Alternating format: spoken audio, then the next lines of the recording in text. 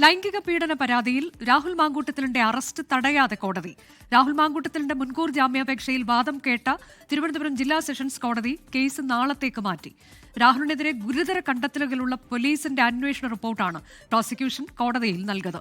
അന്തിമവാദത്തിന് ശേഷം നാളെ വിധി പറഞ്ഞേക്കും. ഉഭയസമ്മത പ്രകാരമുള്ള ബന്ധം മാത്രമാണ് യുവതിയുമായി ഉള്ളതെന്നായിരുന്നു രാഹുൽ മാങ്കൂട്ടത്തിലിന്റെ പ്രധാന വാദം. ബലാത്സംഗ കേസ് കെട്ടിച്ചമച്ചതാണ്.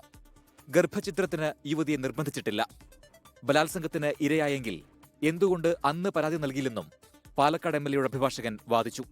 എന്നാൽ ഗർഭഛിദ്രത്തിന് രാഹുൽ യുവതി നിർബന്ധിക്കുന്ന ഓഡിയോയും വാട്സാപ്പ് സന്ദേശവും തെളിവായുണ്ടെന്ന് അന്വേഷണ സംഘം കോടതിയെ അറിയിച്ചു. ഗർഭിണിയാണെന്ന് അറിഞ്ഞിട്ടും രാഹുൽ യുവതിയെ പീഡിപ്പിച്ചു. ഇതിന്റെ വീഡിയോ ചിത്രീകരിച്ച് രാഹുൽ ഭീഷണിപ്പെടുത്തിയതായും പോലീസ് റിപ്പോർട്ടിൽ വ്യക്തമാക്കിയിട്ടുണ്ടെന്ന് പ്രോസിക്യൂഷൻ വാദിച്ചു. യുവതി ചികിത്സ തേടിയ ആശുപത്രിയിലെ മെഡിക്കൽ രേഖകളും കോടതിയിൽ സമർപ്പിച്ചു. കേസിൽ പ്രതിചേർത്തതിന് പിന്നാലെ രാഹുൽ ഒളിവിൽ പോയതാണ്. നിയമസംവിധാനവുമായി ഒട്ടും സഹകരിക്കാത്ത ആളാണ് രാഹുലെന്നും പ്രോസിക്യൂഷൻ കോടതിയെ അറിയിച്ചു.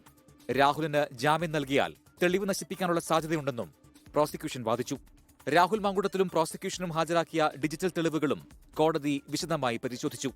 ഇതിനുശേഷമാണ് കൂടുതൽ തെളിവുകൾ കൂടി ഹാജരാക്കാൻ കോടതി പ്രോസിക്യൂഷനോട് ആവശ്യപ്പെട്ടത്. നാളെ തുടർവാദം കേട്ടതിനു ശേഷം തിരുവനന്തപുരം ജില്ലാ സെഷൻസ് കോടതി വിധി പറഞ്ഞേക്കും. 24 തിരുവനന്തപുരം. ലോകത്തെവിടെയായാലും ഏത് സമയത്തും 24 വാർത്തകളും ഓഗ്മെന്റഡ് റിയാലിറ്റി പാക്കേജുകളും എക്സ്പ്ലെയിനറുകളും വിശദമായി കാണാൻ ഞങ്ങളുടെ യൂട്യൂബ് ചാനൽ നിങ്ങൾക്ക് സബ്സ്ക്രൈബ് ചെയ്യാം.